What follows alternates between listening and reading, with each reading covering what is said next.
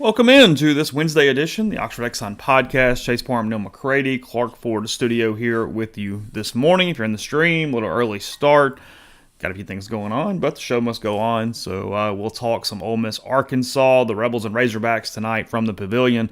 8 o'clock start for that one when it is pretty much a must-win for the Rebels, considering Arkansas's resume, it being at home, and Ole Miss sitting at 2-3 in the SEC currently. So we'll hit on that a little bit, some NFL stuff, including some massive NFL ratings from the weekend, one game in particular. We'll get into that. And again, more coming up on the show. It's brought to you every day by the Oxford Exxon, our friends and partners there with the Oxford Exxon and all Blue Sky locations up and down I-55 throughout North Mississippi as well. They've got their superstore going up in Macomb. If you're down in that area of the state, check that out. Lunch specials, $5.69, couple sides of bread, any size fountain drink. Again, might as well get the biggest one because it's all the same size. You get more for your money there with Blue Sky locations, including the Oxford Exxon here locally in Oxford. And Neal, tell them a little bit about Clark Ford. Yep, coming to you from the Clark Ford studio, sort of. Clark Ford's in Amory, Mississippi, 662-257-1900. Call that number. Ask for our buddy Corey Clark. Tell Corey what Ford product you're looking for. He'll send you a quote within 15 minutes in business hours. It's right to the bottom line. There's no hassle. There's no haggle. You get your quote. The rest is completely up to you. You can shop that quote around. You can use it as a barometer elsewhere. Or you can do the smart thing. Do what I've done. What you will be really happy with yourself if you do, and that's hop into a Clark Ford today. You will love the product. You'll love the service. Corey and the people at Clark Ford, they want to be your car guy. They want to be your truck guy. They'll prove to you what that means when you make the call. 662-257-1900. We'll have guests joining later this week on the Campbell Clinic hotline. The Campbell Clinic is in Oxford now, 2608 South Lamar Boulevard, Suite 102, just across the street from the cottages at Hooper Hollow. The Campbell Clinic provides full-service orthopedic care, everything from sports medicine to foot and ankle surgery to spine and total joint care to pediatric orthopedics, physical therapy, and more. To book an appointment, go to campbellclinicoxford.com or call 901-759-3111. Walk-ins always welcome at the Campbell Clinic, Monday through Friday, 7:30 a.m. to 4 p.m. Neal's taking care of his knee. That's the reason for the early start this morning. I was out of town yesterday, had a doctor's appointment for the little one, and then today just got a little work to do medically there for Mr. McCready. So that's why we're getting going. I think Neal probably slept all right last night. I don't think it has anything to do with a lack of sleep. Yeah, I slept okay, if I recall correctly. If you recall correctly. I slept all right. I watched a lot of the political stuff last night because you know me, I find the political stuff to be fascinating. I watched a lot of that. Watched what ended up being a really compelling Thunder Blazers game, and and then I went to bed at a reasonable hour and slept till 6:20. I feel we'll do some political stuff as we get moving because there's plenty to talk about over the course of the months ahead. I feel a little cheated because you and I are both the very same way. We love campaigns and strategy, and there's just none. Like, we get no primary season at all. Like, I love primary season. I might like primary season more than general election season for a couple different reasons. And I like just that political part of my brain that likes the strategy and the campaigns and everything like that. I feel a massive letdown, even beyond the fact that we have two geriatrics running the country here in a few months. Yeah, it's. I was thinking about it last night, and this isn't getting political at all. It's just I'm kind of the same way as you. You know, people were comparing this New Hampshire primary versus other New Hampshire primary, and it's totally different because in the past you've had real races. Yeah, 4 or 5 candidates that are still in the race, and you know, Bill Clinton finished second, and that made him the comeback kid, and he went on to become president. Yeah. You know, even back to '68 when I think it was, I can't remember which candidate it was, won in New Hampshire, and basically Lyndon Johnson decided that, hey, I'm done. I can't win. The embarrassment of being the sitting president and not getting the nomination was something he couldn't handle, obviously. And so he stepped down, and you see that throughout time, going back to Trump's performance in 2016, which was the first big shocker of, oh my God, this guy might actually get the nomination. Mm-hmm.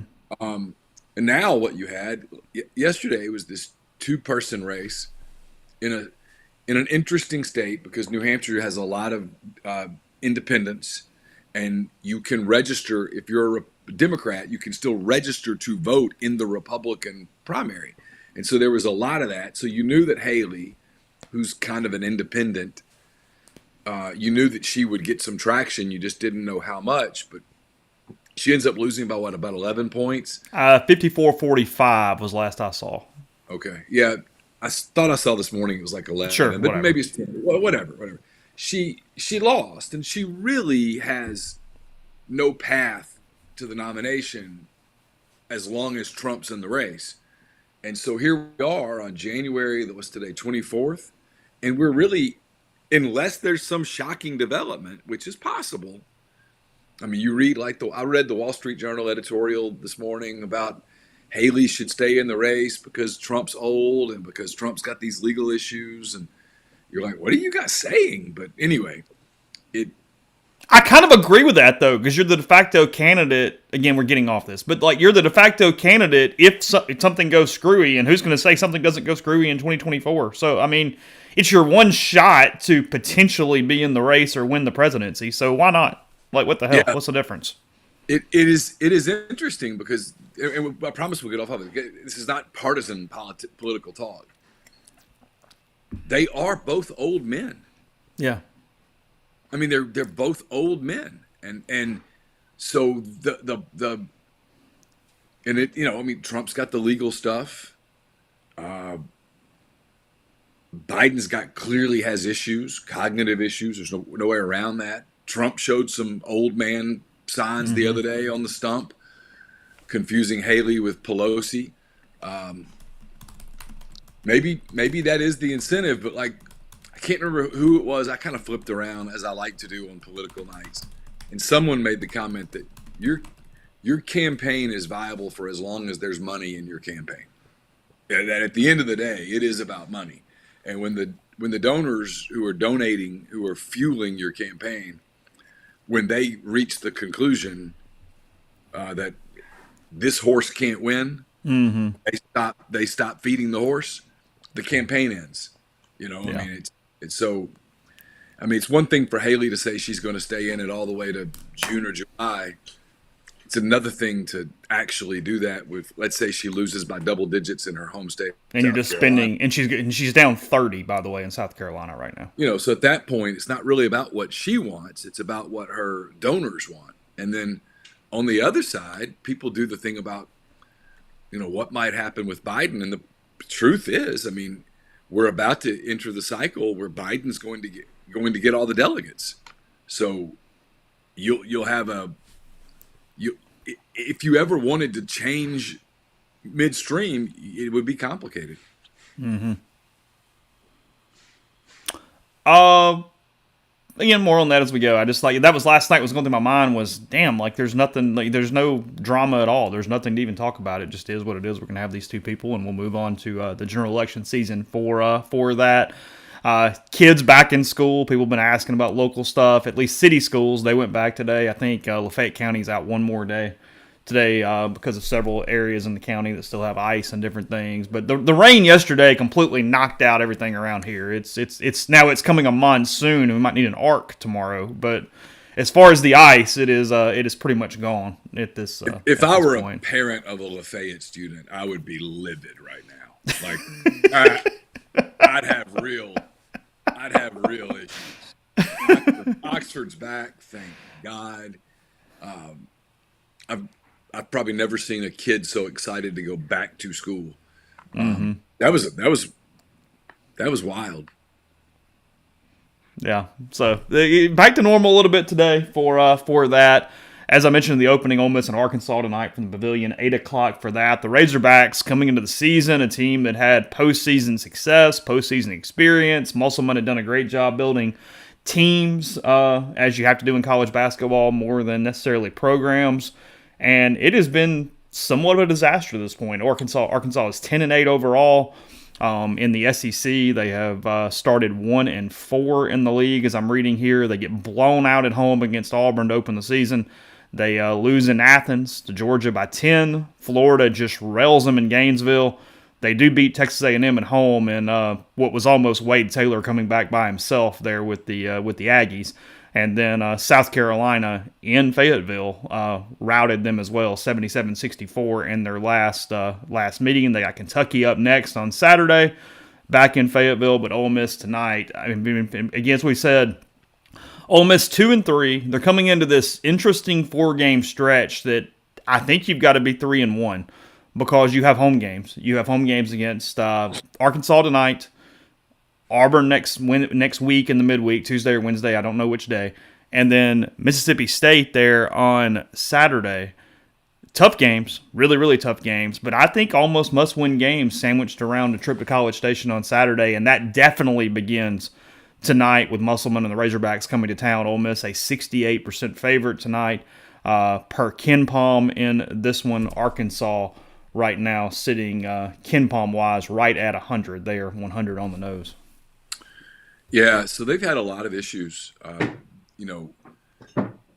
They're coming off of 3 seasons where they've made NCAA tournament runs, 2 Elite Eights, a Sweet 16, kind of always putting rosters together the way that this is kind of his Musselman. This is sort of his strong suit, is putting rosters together in this manner.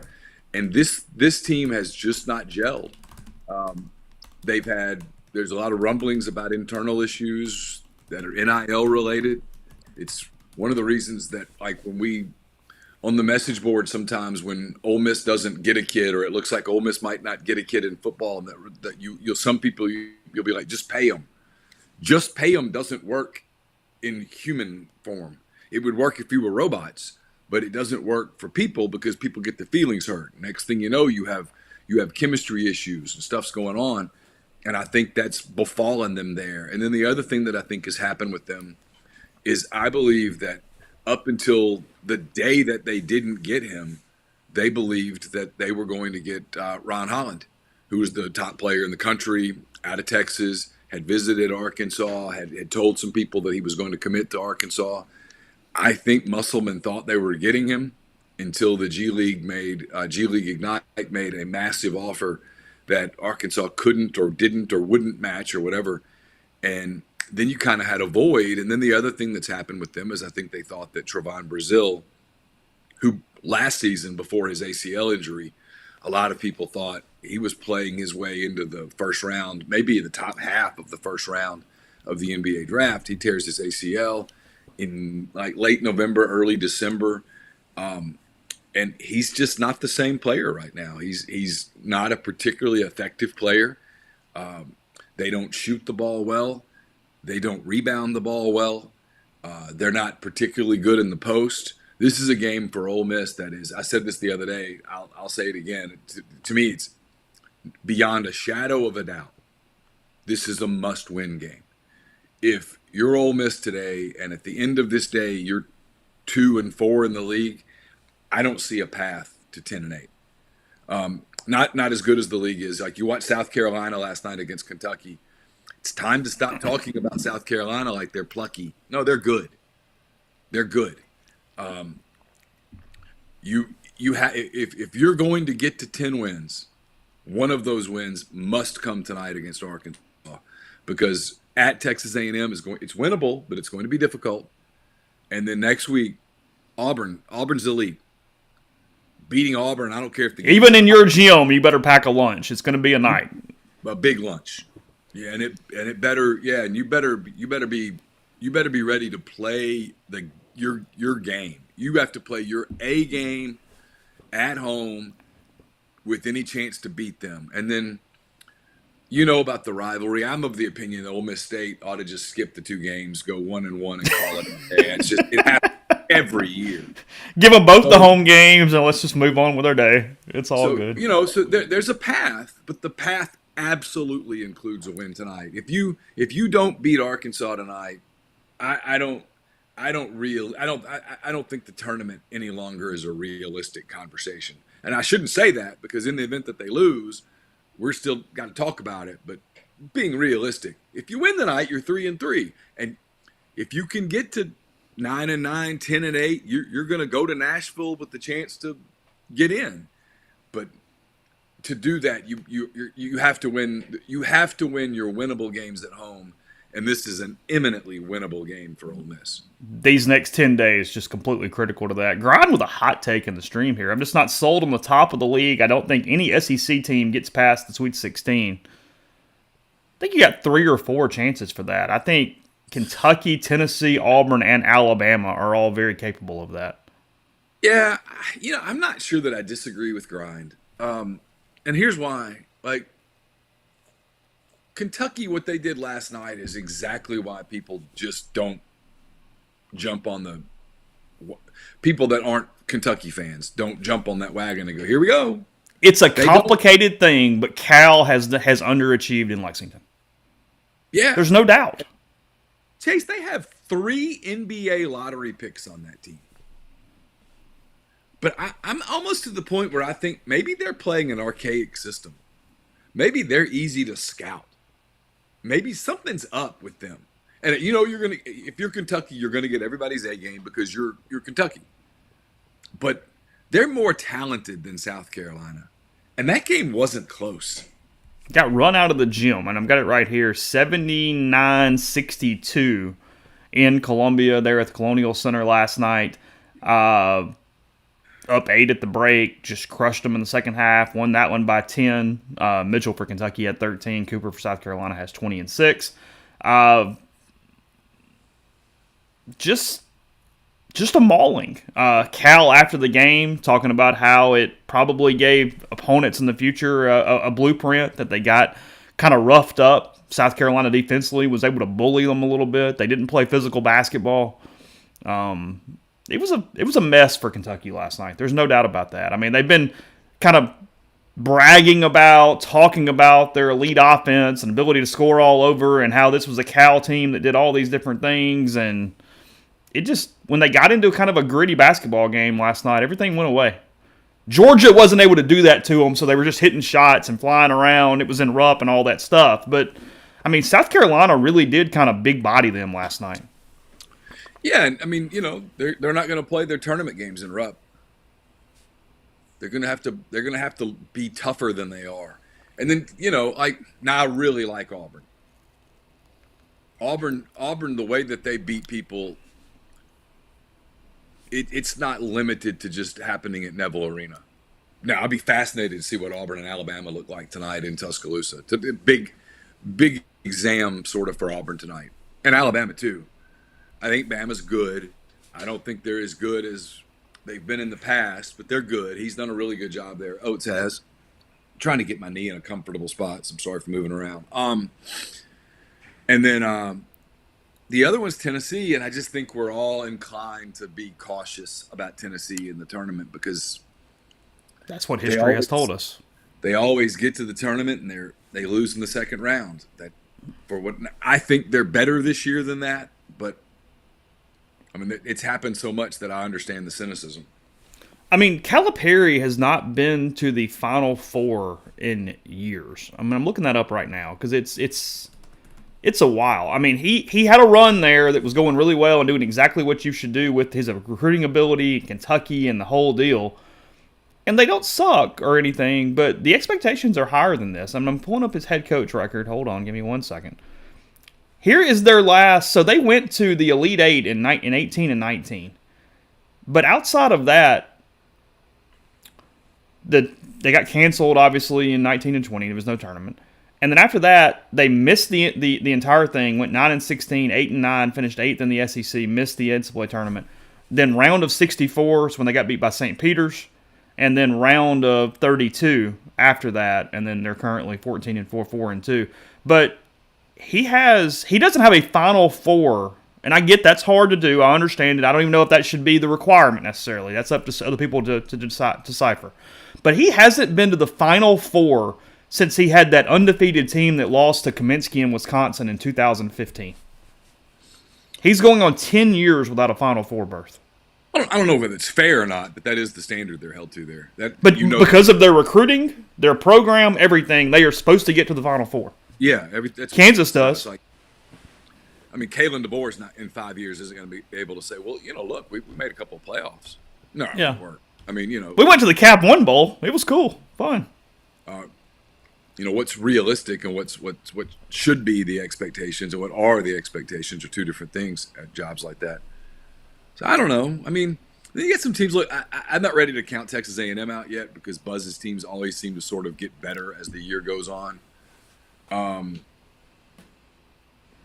mean, Jalen Murray right now has more tournament wins than Cal over the last 3 years. No. I mean, there's a lot. Go around the league. There's probably coaches in the league that have more wins than Cal. Oh, a ton.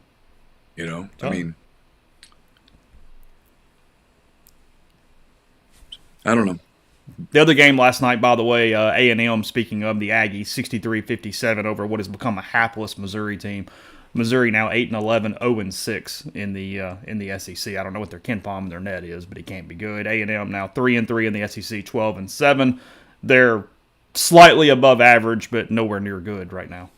No, it's, again, going back to Ole Miss, it's why tonight's a must. Because if you win tonight, you have a realistic shot at that at a win there. And, God, if you could get to 4-3 and set up next week where, a split works, 5-4 at the turn, you would take that all day long. Because beating Auburn and State is a really tall order. But if you had to just beat one of the two, and if you got the 2 wins this week, you'd be really happy with yourself.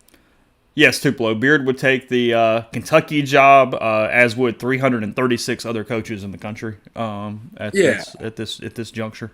Yes. Oh God, yeah. You have the expectations, but you take the gig, and you go with it and see where it goes from there. Yes, 100%. I mean, and look, here's the thing: no matter what happens with the rest of the Ole Miss season, Chris Beard's name's going to come up for job openings. Everyone might as well just get used to that. It's going to come up.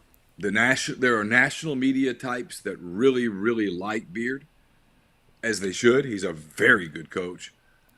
His name is going to come up for jobs. People still view the Ole Miss job as, I'm talking about national media people. They still view the Ole Miss job as, frankly, an impossible gig, and it will be that way until you prove that it's not. So they're going to give him his name's going to come up for, like, the Trilly Donovan guy, whoever that is. He's already put Beard's name up at Louisville.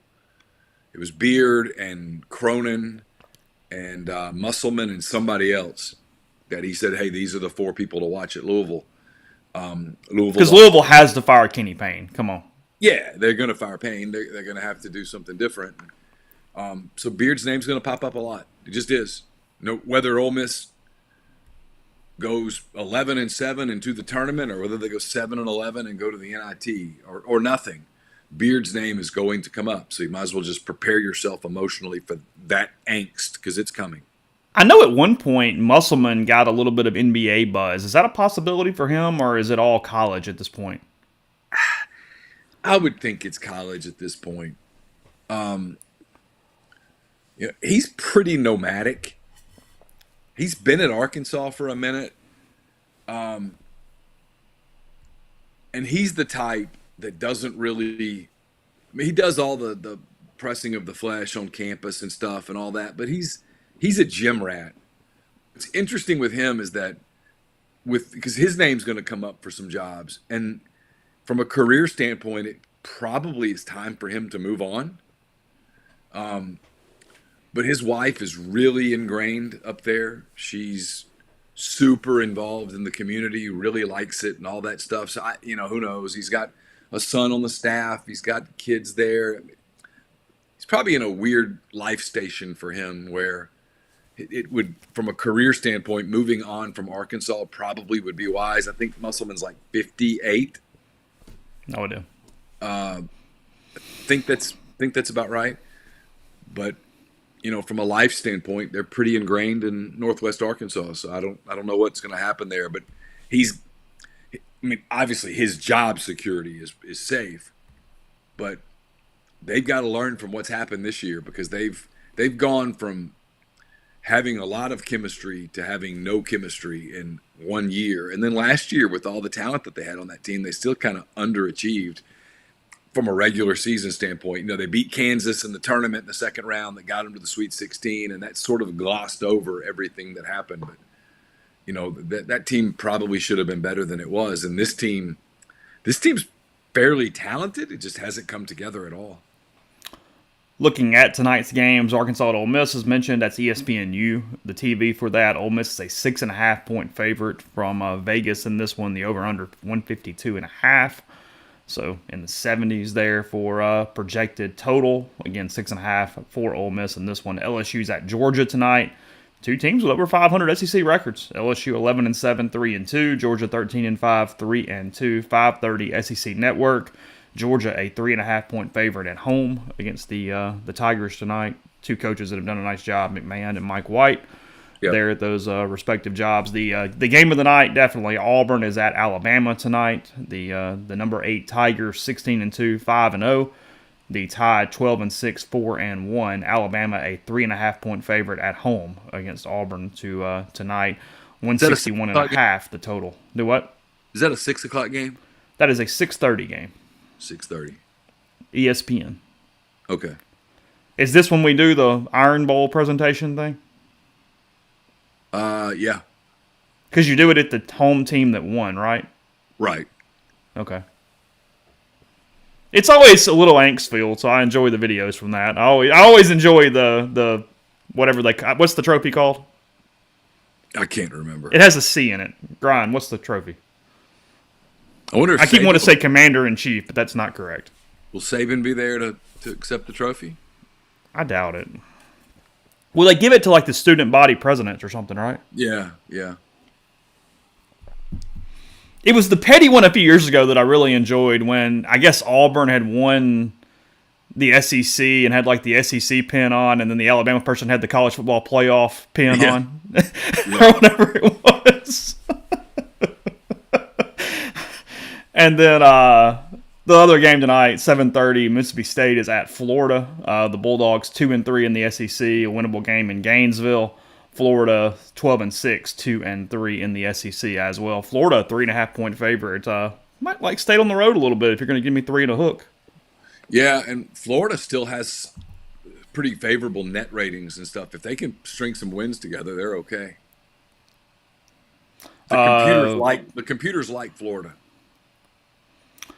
Grind said the sportsmanship trophy. Well, if nothing fits more than that.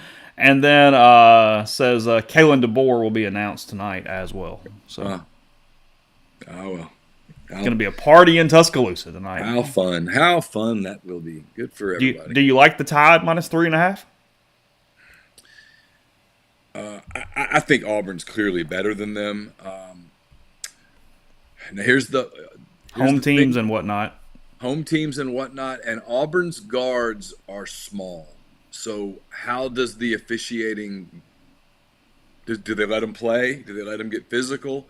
If they do, I kind of like Bama. If they call a chippy game, every little touch is a foul, I kind of like Auburn. It could go either way. I wouldn't put real money on that game because you get the emotions and two really good coaches, man. Two really, really good coaches. Two guys who are intense. If you're an official, you at the end of tonight, you get in the little van to go back to the hotel or whatever, and you probably need a glass of something because Nate Oates and Bruce Pearl are going to work you all night long. Yeah. I saw where Oxford native Brad Freeman is the back judge for the Super Bowl. Steve Freeman did Super Bowl 48, I think, and then Brad, the back judge for this one. The head referee for the Super Bowl is my favorite guy from the Saints Rams game back in the day. I did see that. I'm glad incompetence is being rewarded at this point. I did see Jeff Duncan said a few weeks ago, and I mean it's not something I keep up with. None of the 7 officials from that game have called a Saints game since then. They have all been banned by the league from calling Saints games. But this guy's going to call the Super Bowl. Yeah, the Super Bowl. Yeah. It's like when MLB does this crap. Like there's that Twitter account that grades the umpires after every game and does the whole thing. And then he'll show the crew for the World Series. And it's like the 28th ranked guy and the 57th ranked guy. And it's like, why are we not just picking out the top 6 and rewarded them and getting the best umpires at the same time? Like, is this really that complicated? I'm got to reward seniority. God. That's good for Brad, though. That's really cool. Oh, yeah, that's cool. You're right. Yeah. You see Brad at Ole Miss practices a lot, like in the spring or in August or whatnot. Yeah. And because he lives in Oxford, he can't call Ole Miss games. So you'll see him work, and he's really, really good. What is when he was an SEC rep? What is the rule? Is it hometown and alma mater? I think so. Is that right? I think so. Okay. You know, it's a pretty light night in sports when the 2 things the Athletic says are the games of the night are NHL, Hurricanes at Bruins, and soccer, Bayern Munich and Union Berlin today. I'm surprised they're not talking about Thunder Spurs seriously, because you have Wembanyama and Holmgren playing against each other again. Oh, that's true. I'm surprised that's not a highlighted deal. Mm-hmm. I mean, Spurs aren't winning, but Wembanyama's putting up remarkable numbers. And then the Thunder are winning. Holmgren's numbers are not as gaudy as Wembanyama's, but he plays a different role. And the Thunder, as of today, are tied for the best record in the West. So the whole Rookie of the Year thing is pretty fascinating to me. I'm surprised that the Athletic didn't pick up on that. Where are you standing? It was what the Athletic did in their poll today on the fumble through the end zone. Are you good with the rule? Yeah, I'm good with the rule. You like it? Even being that level of punitive? Yeah. I mean, it makes it where you can't fumble, and you can't fumble there. You just can't turn the ball over there. I don't hate it because the rules in general are so geared toward the offense that it gives the defense something. Yeah. Everything else is geared towards scoring and the offense having game control. Well, because if you make it where if the ball goes through the end zone, the offense keeps the ball at the 1 or whatnot. Well, now there's no reason to not, like, when you're headed towards the corner, to just stick the ball out as willy-nilly as possible. Oh, just dive from anywhere. Yeah, and because what's the punishment?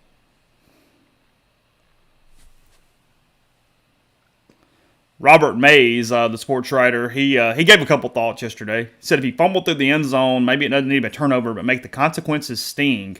Either a 10-yard penalty for any fumble out of bounds anywhere on the field, or an automatic placement at the 20-yard line after a fumble out of bounds.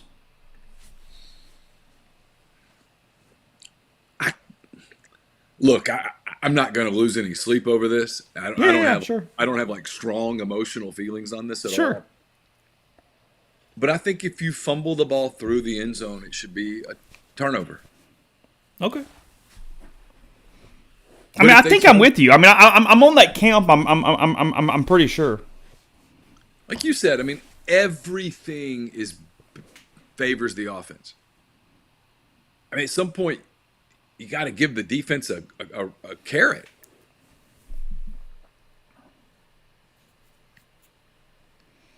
Speaking of the NFL, see these ratings? Yeah, I saw them. Okay. I saw them. I mean, all hail the king.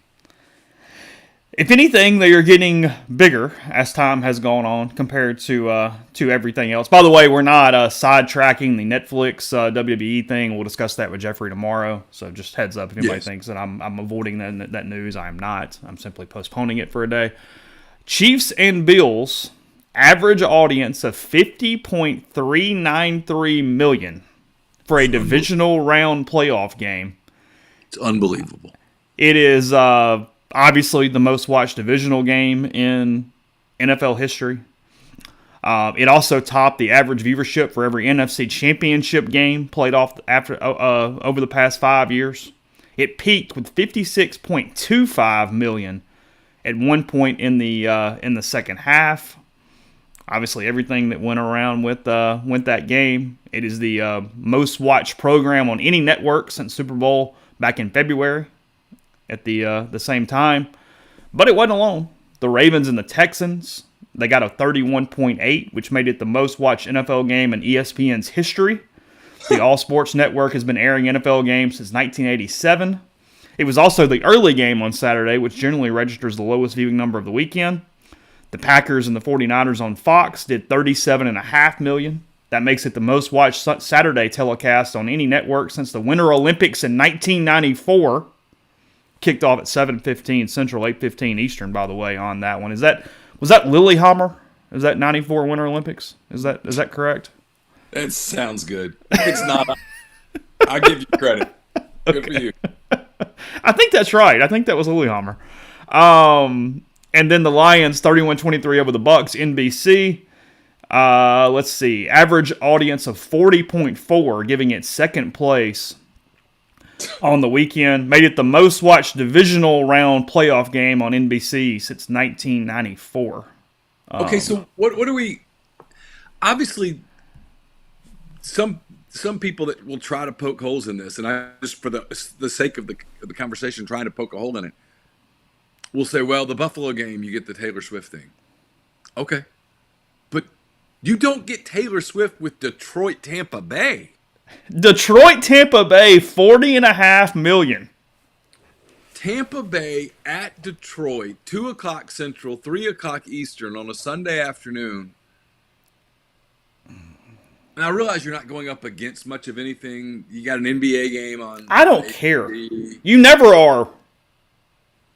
I mean, what numbers are they going to pull this weekend? My God. I mean, it's why when people say, college football needs to be really careful about this Big Ten SEC model. And I'm like, no, they really shouldn't. They probably ought to emulate it. That's where the money is. All hell the 30 teams, and we're playing a league. Yeah. 32 teams, 36 teams. Yeah, whatever, 40 teams. But basically there's two leagues play, and then the numbers are undeniable. I mean, Major League Baseball, the NBA, no matter how compelling their matchups are, they don't even come close to these numbers. The most watched sports telecast since the 94 Olympics. It's really kind of mind-boggling. I mean, it's why the owners just give Goodell, here's more money. I mean, but they're the king. I mean, look. We will play on whatever day we like. We don't care what you think. Think about it. Next week, people will tune in real numbers to watch a bunch of dudes practice in Mobile. Mm-hmm. And then we'll launch into, after the Super Bowl, no matter which of these 4 teams wins it, we will launch into essentially 2.5 months of draft coverage. And people will be like, I don't understand why. Well, the reason they do it, if you're ESPN and someone says, why do you guys spend so much time on the draft? They just point at these numbers because this is all anybody cares about. And you'll get massive numbers for pro days. So, I mean, the college football, especially the major college football, SEC, Big Ten, is the only thing that has a chance to model the NFL a little bit. And at this point, you're foolish if you don't. Michigan, Alabama pulled in 27.2, which was the third most ever for college football. They peaked at 32.8. So really good numbers, damn good numbers, would beat anything that isn't the NFL. Yeah. But not the NFL. But, I mean, it's the only sport that has a chance to even get into the NFL's atmosphere. So you might as well – I would embrace the mini NFL thing. I think I would. It's what people want now. The numbers prove it. It's the only thing people are willing to schedule their day around for linear TV. That's it. We watch everything else on streaming or recorded or Hulu or whatever. Well, it's the only thing we watch on linear TV. Literally with young people under the age of 30. It's the only thing that they schedule. No, it's about the only thing I watch on linear TV. Like, I really don't. I mean, I turned on golf on Sunday. Maybe it's anyone under the age of 40. Yeah. I mean, I'm probably on the top scale of that, but I turned on golf on Sunday to see if Nick Dunlap could win the amateur, because I'm a golf guy, first time since '91 and all that stuff. I turned that on, and I'll turn on a lot of golf over the course of the year. I do that. Yeah. But outside of that, it's college football and the NFL and a little baseball. And that's it, dude. Like, I am watching a show that I am streaming. Even when I go to like Amazon, like Hulu, to go to my live TV, I go to the categories and just flip through the categories to see the movies that are on. I'm not just going channel surfing down the list. I'm going to choose something I've already basically chosen. I mean, I'm the same way, and I'm old. Other than, like, what do I watch other than NBA, Major League Baseball, college football, some college sports? Other than sports, what is scheduled program? Nothing. Yeah, you'll turn the Food Network on, but you're not turning it on at 9 o'clock because this is on. There's a difference. No, there's no more appointment viewing it. And frankly, like, for me, I used to, like, there used to be some of that with, like, Food Network, but now I can go stream it later. If I want to watch Iron Chef America, I've got Fubo or whatever. I can go onto there and search it up, and I can watch all the Iron Chef America that I want to watch on a random Tuesday. Just till I'm Iron Chef. You can pick your competitors. I want Cat Cora today. I can go get Cat Cora. I want to see Masamura, whatever his name is. Yeah. I want to see that dude go up against this guy. Okay. It's right there. I want to just watch Bobby Flay. I can do that. It's why Fox News, I mean, we started politically. I'll say this politically, then I'll move on from it. It's why Fox News made such a colossal mistake taking Tucker Carlson off the air, because there was a segment of people that 7 o'clock each night, Tucker Carlson was appointment viewing. And it was an older segment. It wasn't that 20-somethings weren't doing that. But 50-somethings and 60-somethings and 70-somethings, they were. And now there's just nothing. There's nothing that's on. I couldn't even, if you were to start, and I'm the worst about this because I'm not great with pop culture stuff, but if you were to start quizzing me on, hey, name a network TV show, I'd be like, Chase, I mean, I guess I'd say, like, well, American Idol. And yeah. Is Grey's Anatomy still on? Okay. The dancing show, you get some of that, but. Well, because even those shows, if I watch them, I can tell you where I stream them, not what channel they're on. Does that make sense? Yeah. Like, I might watch one or two of them, but I'm not going, hey, 7 o'clock on Tuesday, CBS. Woo. But, that's what makes these numbers, though, even more remarkable. Because it makes somebody do something they don't typically do. Well, and when you get a number like that, you're hitting in all the different demographics. So you are getting 20-somethings who just don't do that. You are getting them to go to the CBS or whatever stream at 2 o'clock to watch a specific game. And when you get numbers that big, you're dancing in all of the demographics. Oh, you're hitting everything. I mean, even beyond the Chiefs-Bills, which was the perfect combination of everything off field in the stands and it being the most compelling game and all that stuff and the best game and whatever. Yeah. But I watched every snap of that game, I think, and it led me to a thought. You got a mailbag question about Taylor Swift yesterday. You answered it. Yep. I'm going to read it because I have two thoughts on it. From Hill Reps. As a dad that understands the importance of connecting with daughters, why do you have such a gripe with the Kelce T. Swift thing? I get Chiefs fatigue, but dads and daughters all over the country now have a common interest. It's a fair question. It's a valid question. And it's true in a lot of places. But, I watched that game, and I was kind of on the other, for a lot of the season when she showed up at games, I thought it was oversaturated. I thought we made it completely the program. I actually, Sunday, did not think they overdid it necessarily relative to what was going on. I thought they flashed when Kelce did something. You had Jason Kelce doing his thing, which added to the shenanigans, if you will. As I was sort of watching it, I said, I don't blame the network for a couple different reasons. I don't think it was overly excessive, and for whatever you want to make of it, whether you like it, don't like it, not you, just in general, she's one of the top, we'll just say top 3 for the hell of it, because I don't want to get into an argument with semantics, pop culture celebrities in the world. She's literally the Beatles for 2024. In every way. If the Beatles were at games and we had this type of mass consumption, they would be showed the entire time. And look, maybe it is fake, maybe it's an agenda, I don't know, but the numbers are bearing that they're doing the right thing by showing it. That is my point, is their job is to get the numbers they just got. But I don't think it's the networks. Because what I've noticed is that I don't think I'm in some crazy Kelce, Taylor Swift algorithm. I'm not a Chiefs fan. I will occasionally watch some clips from the New Heights podcast on YouTube if I stumble across them and like the topic, but I'm not downloading it. I'm not actively, directly viewing anything to do with the Taylor Swift, Kelce dynamic.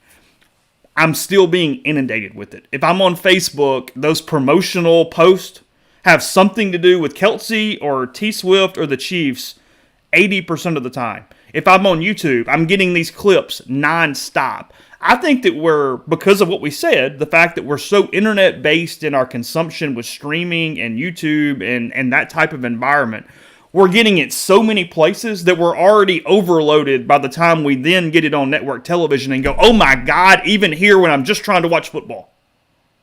Does that make sense? Yeah. I think we're just getting it everywhere. And then it's like, whew, okay. Yeah. My answer, that question sort of changed the way I view it. My girls are not into pro football or anything involving a ball. So it just doesn't, like, if the girls were younger, I tried to ask myself, okay, let's say Campbell and Caroline were 12 and 14.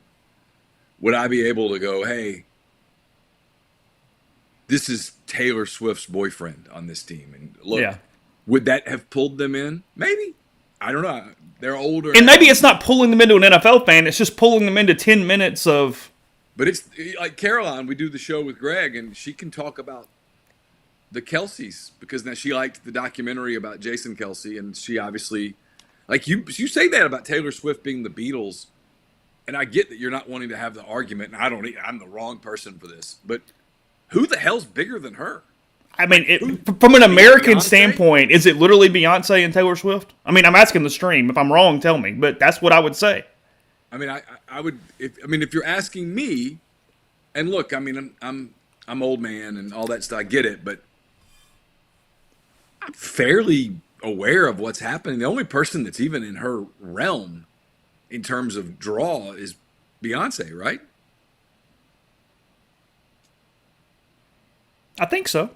Again, could be missing somebody, but that would be my guess. So, I mean, if I'm the NFL, the matchup that I'm hoping for in 2 weeks is Chiefs-Lions. You get all these guys that watched HBO and they love that show, and I love that show. I just got finished with the Dolphins season, and it was great. The Lions season was awesome. And that's the game I want. Grime with the thought that people are thinking, and I think this is relevant. He said it's conspiracy attached. Dude has COVID commercials, hooks up with the biggest star in music, even though he's never dated women like her. People like authentic. It doesn't feel real. That was definitely the thought early. I get it. Doesn't there come off to be a certain amount of time passing where more people just believe there is some authenticity to it? I think for people like me who are cynical, it will have to still be going like this summer when the season's over, when it's not drawing. That he's really flying around the world and we're getting the pictures from he's in Berlin and Asia while she's on tour and he's following her. Yeah. Because that's been one of the big news stories, or what, not big news stories, but whatever. It's what I've come across the last 2 weeks of, hey, she's doing this season, but she's going back on tour in a couple weeks, and then he's got, basically, he's got to get on a plane then. Okay, then get on a plane, and I'll start going, sure, cool. Because look, the fact that this started right about the same time that Pfizer commercial came out, and the country's pretty Pfizer skeptical right now. I don't think that's a tremendously political comment to make. And Travis Kelce doesn't strike you as the type I could be wrong. I'm just stereotyping here. But Travis Kelce doesn't strike you as the type that raced to get the booster shot the moment it was available. And so it does feel, I'm not saying it's not genuine, but it does feel sort of contrived. And it's that's what's funny about it. It's actually become more of a Kelce oversaturation than even Taylor Swift. I mean, just from a straight consumption standpoint, Jason Kelce's Q rating over the last year of becoming this worldwide known dude who is just sort of a guy's guy who plays center for the Philadelphia Eagles. Like, it is remarkable from a media standpoint. Let's be real for a minute. If you or I went to a football game in a luxury box and just slammed beers for 3.5 hours, took off our shirt, and jumped into the crowd, everyone would go, "What an asshole." Yeah. Jason Kelce does it, and everybody goes, "Isn't he adorable?" He was a finalist for Sexiest Man Alive. I mean, I'm fine with it, right? I mean, whatever. I mean, hey, if you want to go to a 12-degree game and slam so many beers that you're ripping your shirt off in the luxury suite, I'm good with it. Whatever. You know me well. I mean, I'm like, whatever. Live and let live. But come on.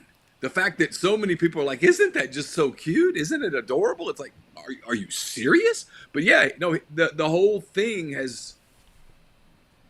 they've raised all ships. They have done one hell of a job with the podcast and the whole deal. I mean, yeah, their podcast is good. I listen to it. It is. It's legitimately good. They give you a really good real-time look at a lot of things that are going on with them in the NFL. And they have a great dynamic. They're very close. It worked out incredibly well for them last year where they launched the podcast, and it was a year that both of their teams went to the Super Bowl, and the game was great, and their mom was a big part of it and all that stuff, and they really let you in. And then the documentary, especially a lot of women really love Jason Kelce's wife. She comes across as an incredibly authentic person. And, and now he talked openly about retirement. And on the episode that got taped for this week, he breaks down talking about it. And Travis cries because football's been such a big part of their lives. And, he's leaving football because he wants to be able to have his faculties and as much of his body as he can to be around his little girls as they grow up. And so it's very real. And then you have the Taylor Swift part of it, which is completely just absurd. Taylor Swift's like Michael Jackson. Mm-hmm. He's just this star who, frankly, transcends the NFL. But it's just risen all boats. It's remarkable. And if I'm the NFL, if I'm the NFL, I do not want the Chiefs to lose Sunday. No.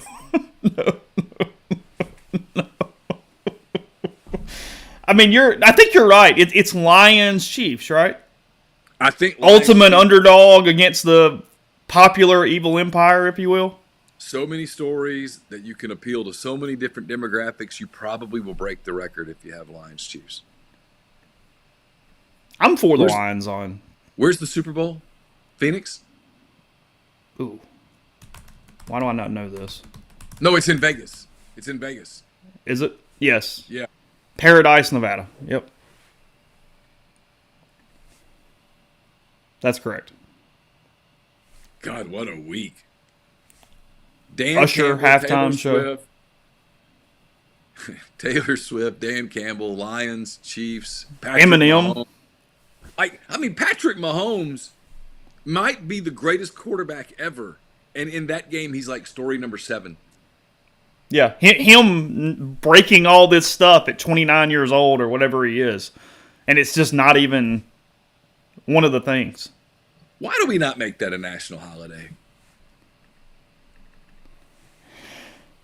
Why don't we just call it what it is? It is Americana. It is the one thing. I mean, the Super Bowl like literally erases all divides. Male, female, racial, demographic, money, political. Because you're watching for different stuff, but you're still watching. Everybody watches. for different stuff, right? Even the people who just watch for the commercials and the halftime show, they still watch.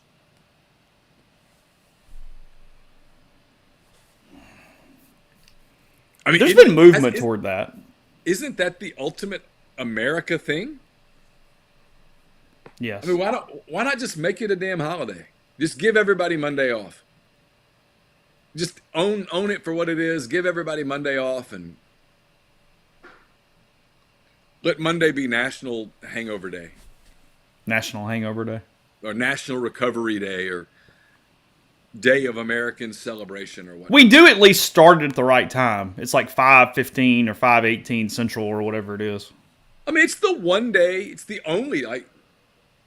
Look, I'm the best example of this. I don't watch all the college football pregame shows. Mm-hmm. The Super Bowl pregame show comes on 3.5 hours early, and I'm turning it on. I'm not necessarily watching it, but it's on. I'm lighting the grill and doing all that stuff. Everybody does that stuff. People have the massive parties, all that stuff. I mean, it's. But yeah, if I'm the NFL, I'm really wanting Lions Chiefs. Give me that, and I'm 2 weeks of. I don't even have to hype it. Yesterday, 3 players have made the Baseball Hall of Fame, joining Jim Leland, who was already announced prior to yesterday. Adrian Beltre, Joe Mauer, and Todd Helton, the newest members of the Baseball Hall of Fame. Billy Wagner fell just 5 votes short of the 75% threshold, so he'll obviously get in next year. But those 3. Second ever SEC best baseball player to get in with being Todd Helton. I'm assuming Frank Thomas is the first without just knowing it somewhere, but I would assume that's right. Yeah. So, no issues. All good with it. No, I find the entire thing kind of a boring topic because of the whole steroid, no steroid, everybody mad about something, but sure. Yeah, I mean, 3 of the best. Nobody likes themselves more than a baseball writer. It's true. So, I mean, woo. But I'll give them credit. None of those guys are like, you don't think of any of the 3 of them as like superstars. But they were all great baseball players.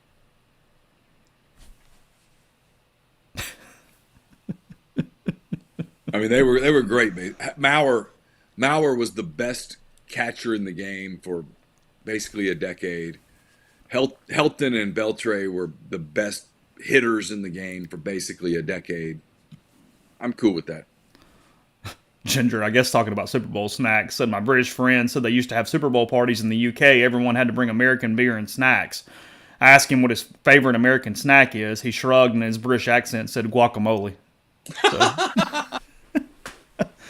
I mean, what our quintessential American Super Bowl food is wings, right? Yeah, I think so. Wings and everyone does the Rotel, their version of the Rotel. But you got to be careful because that's still like Mexican-based queso in a way. Like, I understand what you're saying. We've Americanized it, but yeah. I think like strictly, hey, this is kind of ours. It has like the way a hamburger is what we've become our connotation. I think it's got to be. I think it's got to be buffalo wings. I think it's wings, beer, probably burgers. But yeah, it's wings. I don't hate that question, Georgia Rebel. He goes, is Helton actually better than Mark Grace? Coors Field helped his numbers. Ooh. Mark Grace might be the better player. Oh, you think? Led Major League Baseball in doubles in the 90s. Yeah. I don't know that he was as good as Helton for as long as Helton was good. Sure. But Grace was really, really good. Grace is punished by the steroid people. Mm-hmm. He's a great example of why so many people in baseball view the steroid thing as unforgivable. Because how different do people's numbers look if there were no steroids? And if you're Mark Grace, and he did not. I believe him when he says he didn't. How different are his numbers if he juiced? Mm-hmm. Looking at it a little bit here, I was reading a story from ESPN about guys who are probably going to get in the future. And Andrew Jones, first year on the ballot, he polled at just 7.3%. That went up to 61.6% as more people are taking defense and analytics in and not punishing him for a lack of longevity when it comes to his baseball career. So Andrew Jones, probably the first year where you go, hey, he's probably getting in. Carlos Beltran got 57% in a first year of the ballot, which means he's going to get in at some point too. Yeah. There's no doubt. Yeah, and he's a Hall of Fame player. Mm-hmm. I get mad at the people that get the Hall of Fame thing, and they're like, "Oh, is it the Hall of Fame or is it the Hall of Very Good?" It's like, shut up. You know, if that sport's a brutal sport. If you were able to dominate that sport for a decade, you belong in the Hall of Fame. The one interesting, compelling thing with Billy Wagner is that next year is his last year of eligibility. So he's 5 votes short, but he'll probably get it though. God, that would look. That's a huge accomplishment for any player. Let's not act like it doesn't matter to him. Yeah, it's going to be a nervous year because you're 5 freaking votes. You also get helped when you play for multiple teams because it's almost kind of like the Heisman Trophy. You start getting regionality to it a little bit. Yeah, like the Braves were kind of touting him yesterday. David O'Brien and those guys were like really pushing for Wagner to get in. Is Billy from Mississippi? No, I don't know where Billy's from. I don't think. Are you thinking of Roy Oswalt? Yeah, I guess I'm thinking of Oswalt. He's from Mississippi. Billy Wagner's from Marion, Virginia. Oh, okay. Mm-hmm. That's correct. I mean, he was a dominant reliever for a long time. Yeah, I don't have any problem with him getting in.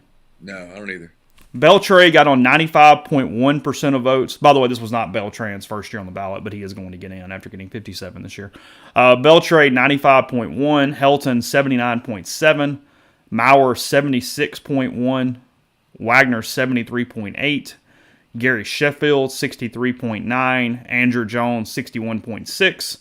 Beltran, as mentioned, 57.1. Alex Rodriguez, 34. Manny, 32. Utley, 28. Vizquel, 17. Abreu, 14. Rollins, 14. And Andy Pettit, 13 to close the list. Alex Rodriguez isn't going to be a Hall of Famer. Wow. I know. Wow.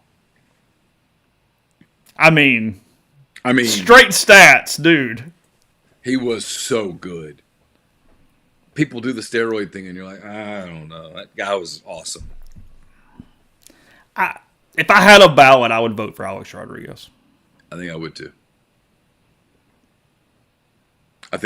But then you get into the hypocrisy. Okay, well then why not Barry Bonds? Why not? It's what pisses me off about Bonds is that he was a no doubt Hall of Famer prior to it. Yes. He's a 40-40 dude who was so elite prior to that part of his career. Just whatever. Will Rogers, by the way, staying at Washington. He's backed out of the portal, so he'll play with Jed Fish. They're for the Huskies. Good for him. Yeah. Last thing, and I got to go. Why did Milwaukee fire a coach yesterday? There were some warning signs with that team. Because Doc Rivers is replacing him, which is fascinating. Yeah. Rivers had been hired to be sort of a consultant for the head coach. He was a rookie head coach, Adrian Griffith. They weren't playing particularly well on defense, and guys on that team were getting vocal.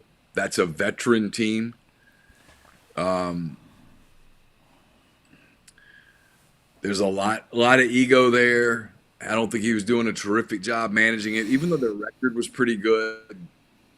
You would watch them play, and you would say, I've watched them a few times and gone, they're not beating Boston in a 7-game series. And Doc makes some sense. Doc has coached teams that have multiple stars and get them to play defense and some of that. And I don't know.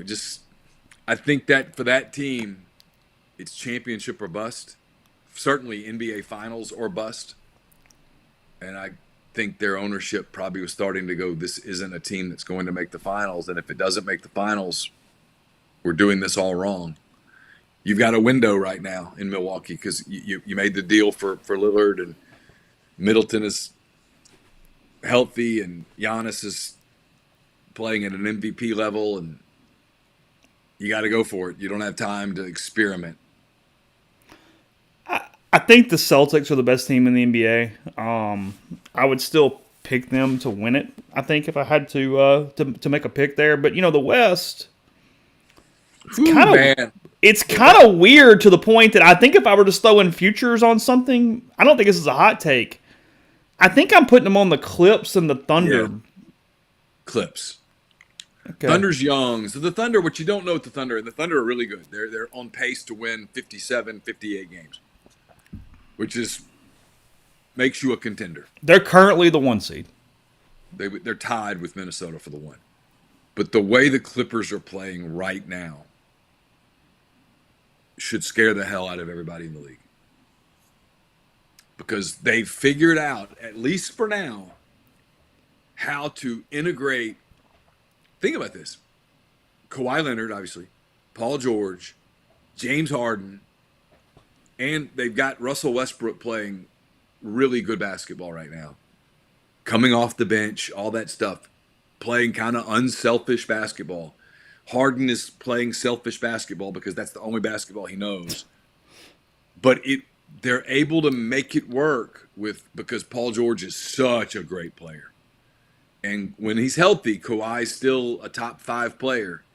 Now, the problem with the Clippers is that it's always, when you have those guys, so many injury-prone guys, you are always just a knee away.